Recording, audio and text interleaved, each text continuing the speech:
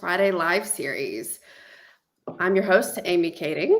I am the Technical Product Manager and Marketing Services Director here at Get Healthy, and I am so excited and honored to kick off this new series we're starting this week.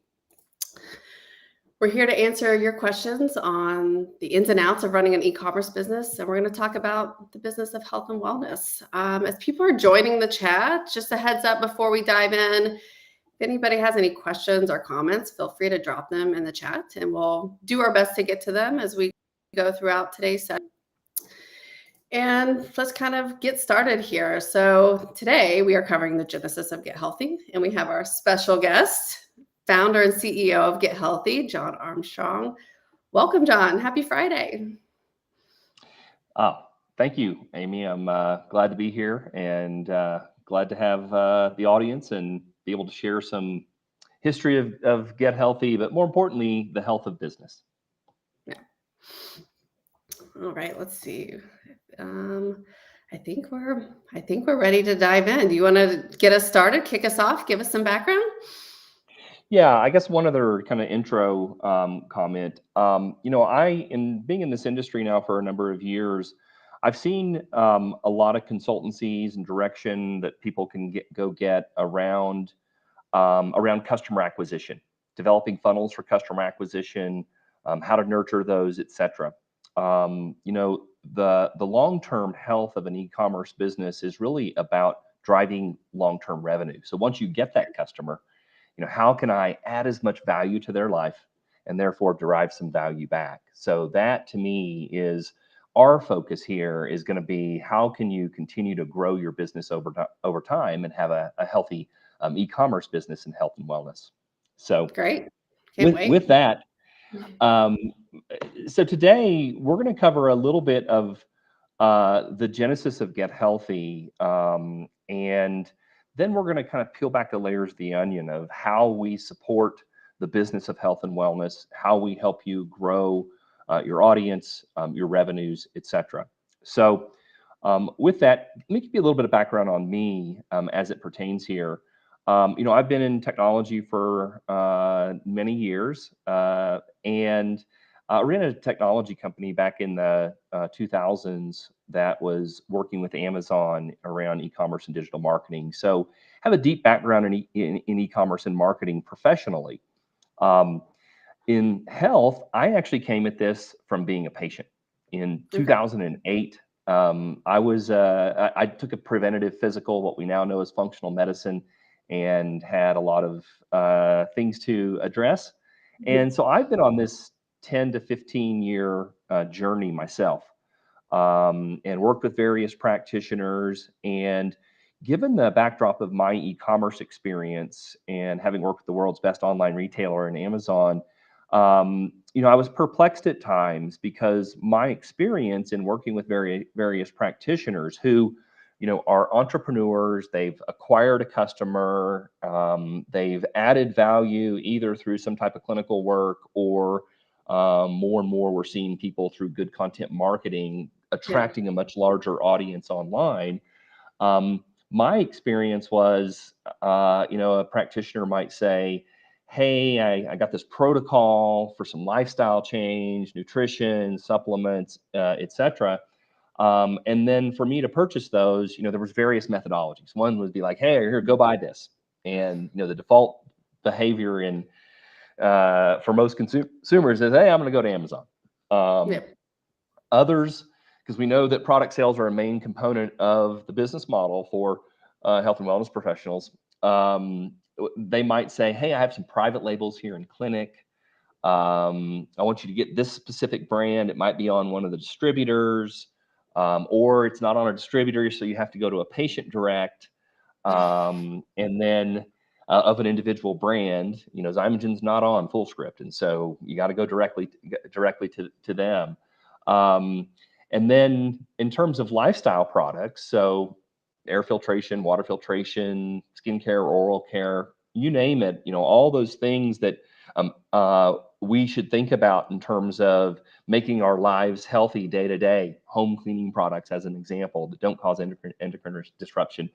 So as I got suggested to those, it was even a wider array of things. It's like, here, go to these affiliates, and there's tons of affiliates. And Bigger wild given my goose chase. well, yeah, and not only once, but we're for actual cellular level change. This is something that's going to need to be done over a time period. So it's not just once. Go buy these. You're then going to need to buy them over time, hopefully, to get better adherence to protocol to actually achieve the health outcomes that the practitioners wanted. And so that was super disjointed. And ironically, in '08, I met a woman that many people probably know. Her name's Dr. Amy Myers, and we became friends, still friends today. And Dr. Myers was just starting out in functional medicine herself in '08. And as I progressed along my journey as a patient, and I saw what Dr. Myers was doing, at one point I asked Dr. Myers, I was like, well, why doesn't everybody do this? This is Yeah. the best practice, obviously, where us as consumers build a trusted advisor relationship with our health professionals. And, you know, as the trusted advisor kind of suggests a intervention for us, protocols, whatever it may be, it was just awkward that when they sent me to purchase, it was in such a disjointed way. Right. And I was buying from all these third party people, and I thought, gosh, in today's world, sending somebody to a third party is really an invitation to go to Amazon. So I'm like, well, I'm going to go to Amazon. I'm a Prime guy. All the brands are going to be there. I can find something a little cheaper. I'm a smart shopper. Um, and I was just like, gosh, this should be a confirmation of the relationship that I have with that practitioner, not handing me over to Right. a whole bunch of different third parties. So, People that Dr. Myers, yeah, and if you think about connecting with somebody through good content, um, they're starting to get to know you. They like some of your right. posts, or they see a post from that one of their friends liked, and they like it, and then all of a sudden they start getting your content. I follow a number of people on the social channels that I love to read, and then they click to engage with you, and they then end up either through an affiliate link or even directly on some third party site. I mean, can you imagine if you in today's e-commerce world, where friction is the anti-conversion rate factor. Right. If you send me to some third party and they ask me to sign on, or I have to use a code and give my email address before I can shop, most of us today aren't going to do that because we know that we're going to get spammed, and we're just going to be like, once again, well, I'm going to go to Amazon. I'll see what Yeah. She asked me to get 5,000 IUs of vitamin D. I'll go search on that active ingredient on Amazon. I'll end up with some less than ideal product, probably Who came knows what from that who means? knows where, with bad Yeah. fillers, etc. So, it's just not an optimal experience, and it's not reinforcing that relationship that is so key to being able to help folks with their health outcomes, and from a business of health and wellness, of achieving that value that you can deliver into somebody's life and then derive out of their life over time. Right. Um, Make it so easy on them.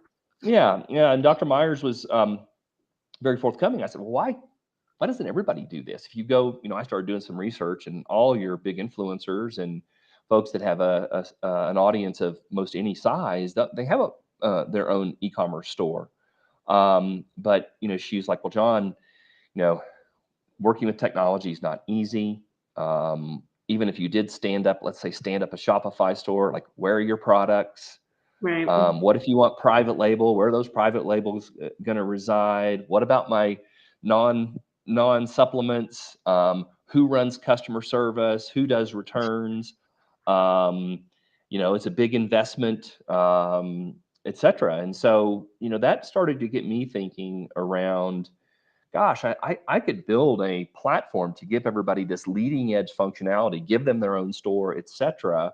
Um, do the legwork to go create the supply chain, so go create a network of brands that practitioners recommend already, and get the agreements with them in place, get their products available in a catalog, and then make the experience as easy as possible for the practitioner and their staff to be able Yeah. to use the store, to engage with their audience, engage with patients, but also patients when they're in clinic, but also patients when they're out of clinic. Sure. We know that if mom's the patient, mom has a lot more purchases than just that one thing that she's working with her practitioner on. She's going to buy more for herself. She's going to buy more for her husband, her kids. She feels on the hook to try to keep everybody healthy. We know that. Yeah. So that audience that's derived out of your clinical work, but then more broadly, those that you start influencing through good content marketing, those folks start to build trust in you as they absorb your content, and eventually will become clients. And so I was like, well, I want to build a platform where we take the minutia of building and managing the technology, the operations, customer service, returns, sales taxes. Sales taxes in e-commerce are a nightmare because you have to pay based upon where the products are sent. And then create a product catalog that allowed folks to not have to prepay, immediately. They start making money when they sell something. They don't have to go invest thousands of dollars in pre-purchasing product. They just got to put something on their store out of the catalog, and then start to use the store, use it in clinic, use it with your social, email, blog audience.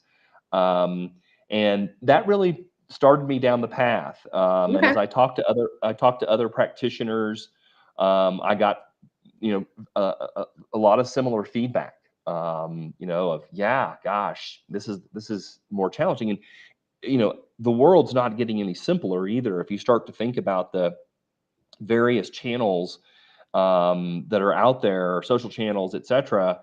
TikTok all of a sudden has become very big, but TikTok is useful in a certain way if you think about engaging with an audience through the social channels. But how do we take TikTok, which is a lot of short views, so I would consider that to be more top of funnel. Sure. How do we then nurture them down and have them engage with the practice more and more? So if you're using TikTok and you send them to a third party, you can't engage them more around that. Now you've sent them to a third party, and so anyway, that was kind of the genesis, and we embarked on building a platform and trying to make it useful for a broad audience of health and wellness practitioners, and then making it appealing to product providers to bring their products on the catalog so they could be sold by individual practitioners. Okay. All right. So there's a big disconnected client experience, and then sounds like a very frustrating practitioner experience. And you're seeing the opportunity on both sides. Going back to that disconnected client experience, if I'm a patient looking for magnesium, why shouldn't I go to Amazon? Like, what, in your opinion, what's the number one reason why I shouldn't do that? Well, I guess first from an Amazon perspective, Amazon has no quality control. One of our practitioners sent us a picture of a very well-known brand that was bought off of Amazon, and it had 4 different colored pills in it.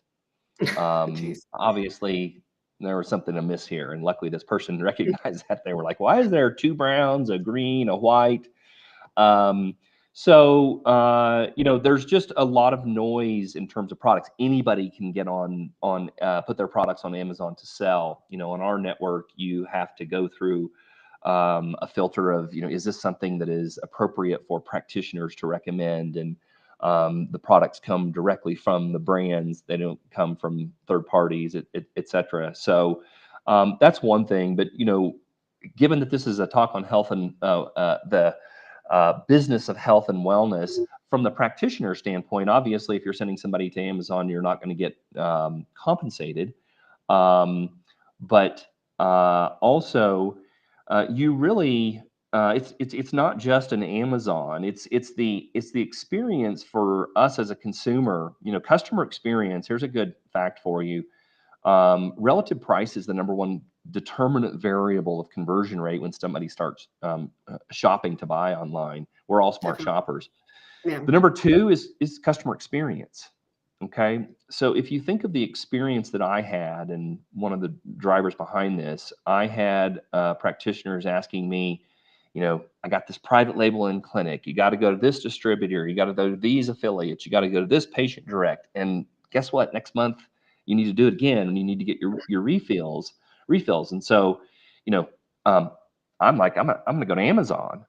But even if I did do that, let's say that I had a return, as a consumer, I'm like, oh, I bought this from my practitioner. Where should I go to return this? Oh, Yeah. did I buy this one from that distributor, or did I buy this? So inevitably, what happens in that instance is they call the practice, and Right. so the front office of the practice, which typically is just a person or two, they become a call center. Hey, I bought XYZ from you, and the bottle's damaged. I need to get it replaced. Um, so, from a customer service standpoint, like, once again, chasing my tail. Amazon, I can go see my orders, all of them, and I can go inquire on one, etc. Um, so, uh, you know, it's going to Amazon is something that, as in a relationship business, which we all know functional medicine is, your Sure. goal is to keep them within your four virtual walls, if you will. Yeah. Your online presence is just as important as your physical clinic or your telehealth experience, your employees, etc. So, Yeah. sending them to some random third party, although it's the 800-pound gorilla, Amazon is not ideal in our industry. Sure. And then for the folks that aren't as familiar with what affiliate sites are, how does that factor into this disconnected experience for the client?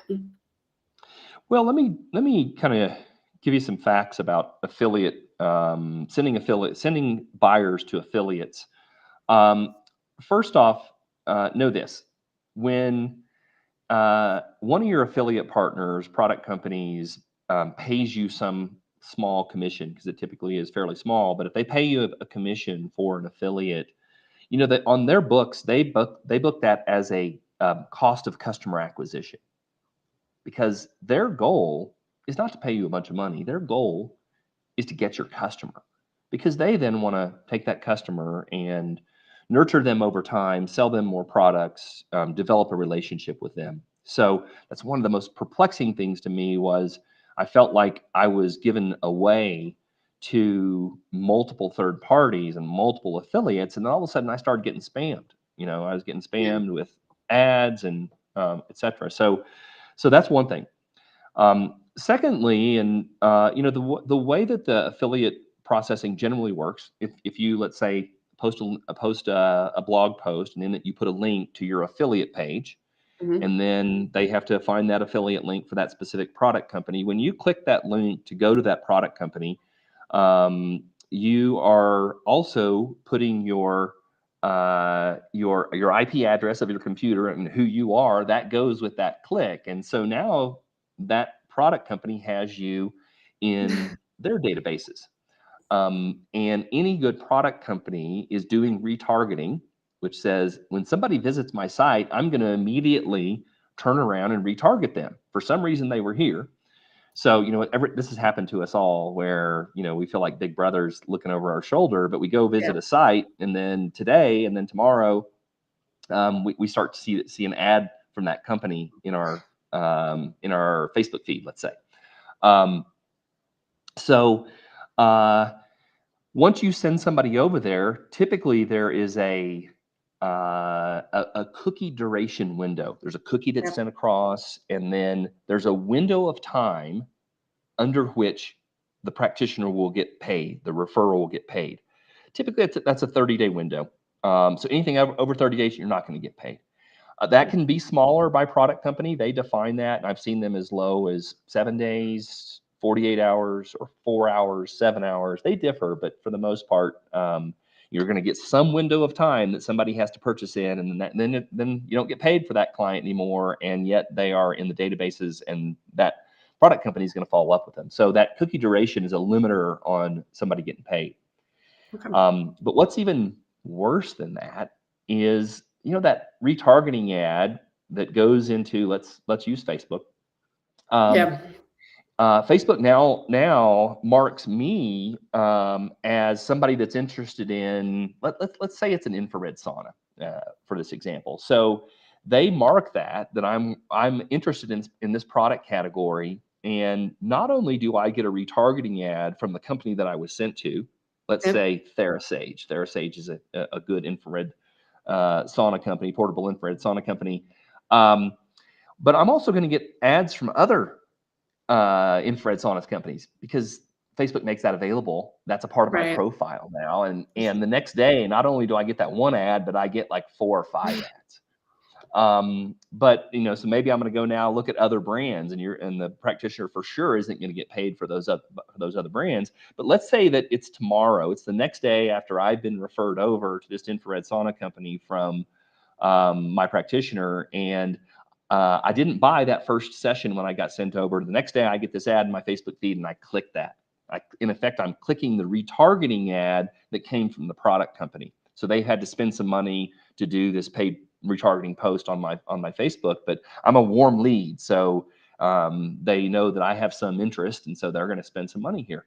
Well, if I click that ad and I buy the next day, the practitioner gets paid zero, Yeah. because That's the way true. the affiliate network works is what's called last click attribution, meaning they're going to attribute the sell to that last click, and the last click was on that retargeting ad. So the logic there is, well, they wouldn't have bought if I didn't do my ad, and they don't have sophisticated enough tracking to say, well, part of it is from that lead that the practitioner gave me. Maybe they also then put them in an email or whatever other channels they might have. Maybe they put it on Twitter, etc. But they click that. They're like, well, we spent money in 3 or 4 different places. They don't have sophisticated enough technology to understand all the attribution, all the clicks that might have occurred to that final purchase. It's just the last click was from that Facebook ad, my retargeting ad. Therefore, the practitioner doesn't get paid.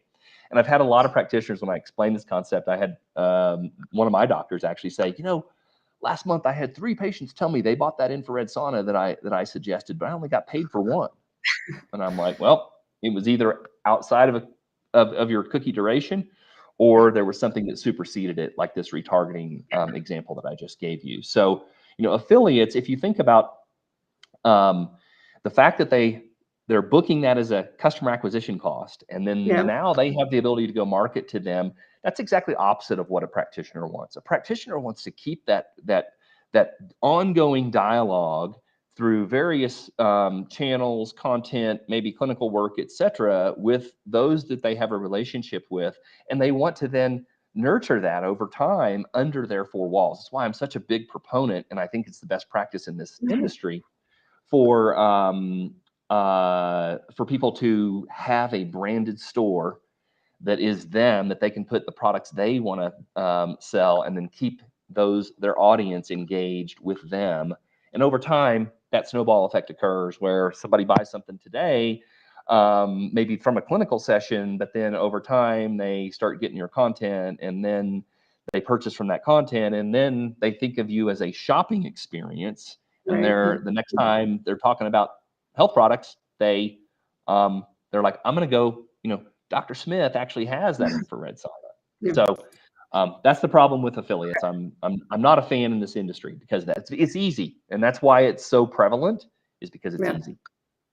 Well, as someone mentioned in our live stream, coattail riders, which sounds pretty accurate. So, all right, well, let's take a minute to kind of move in and talk about the frustrating practitioner experience.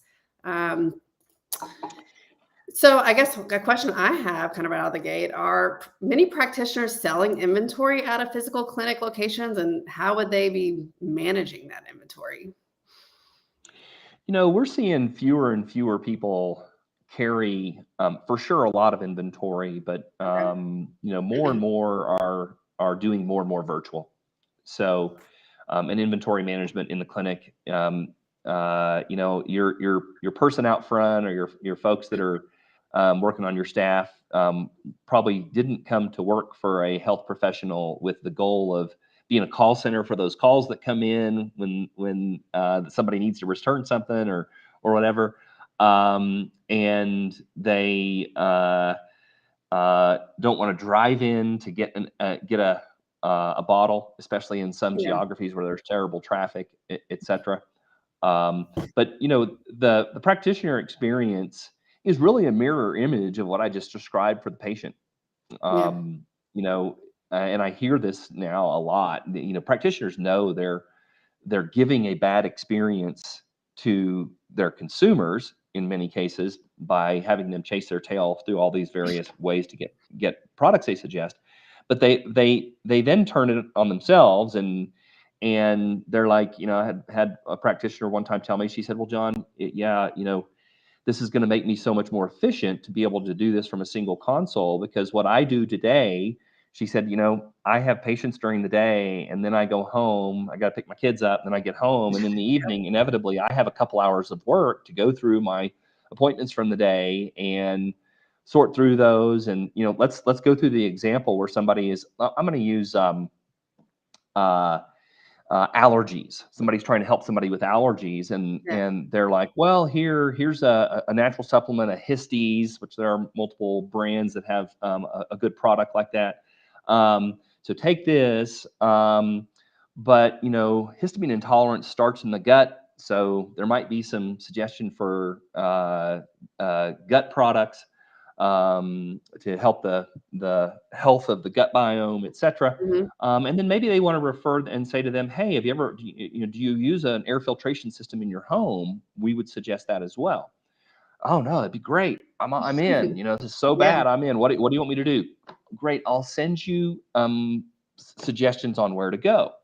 So that practitioner then, they have to go to um, maybe a distributor for some of the products. Maybe there's some specialty gut products they get from a brand that's not on the distributor. Then they got to go and figure out for that individual affiliate, and oftentimes they have many affiliates. Okay, well, I got to go to that affiliate. I got to go log on to my affiliate console that the product company gave me, and then I got to send it to them, or I got to go get a link and send an email to them. And so now in my instance here, my example here, they've had to go to 3 different places to communicate out what they had suggested that day. Um, and that inefficiency really reduces the capacity for the practitioner to be able to engage with their audience, to enhance Sure. their practice and drive a better value to more clients, and therefore to them. Um, so it's this mirror image, and we It's all hear more and disconnected. more. Yeah. Uh, well, it's disjointed is the word. Yeah. It's like instead of just being able to log on to a single administrative tool and pull up that patient that you talk to and say, okay, what did I suggest to them? Well, I suggested these products and these supplements and maybe this food protocol and this gut biome suggestion I had, or maybe it's a program that you've created and you want them to join the entire. Let's say it's a gut detox program. Well, wouldn't you want to have that program defined and in your environment to be able to send them the recommendation to join the entire program?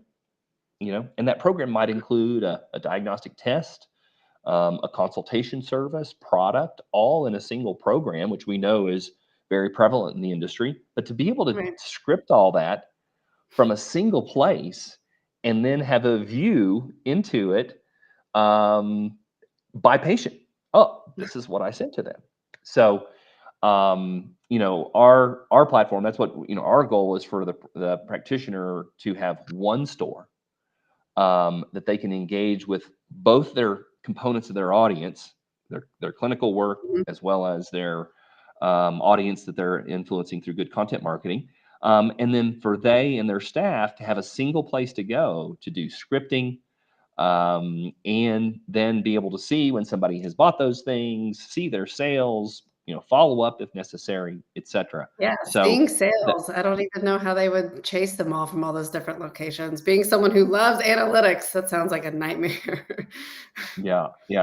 So this disconnected experience, or the disjointed experience, that the practitioner has to endure. Yeah. But let's go back to customer experience is the number 2 determinant rate of purchasing. If you fix it and make it better for your consumers, they're gonna buy more, engage with you more, drive more value to their lives, and then you're gonna be a lot more efficient as a practitioner.